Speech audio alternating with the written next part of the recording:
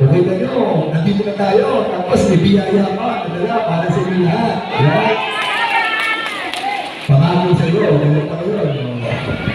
Dilihan na po natin yung pangako. Pero una-una po ay nasa mga barangay Kapulusan.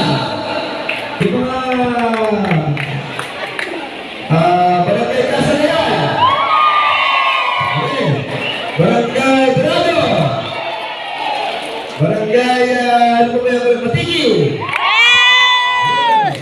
Barangay Manilan. Pero, sino mo ba? Matigi yung Masinsin. Ating naman ang kayo dito sa kanila, no? Maraming po salamat sa inyo.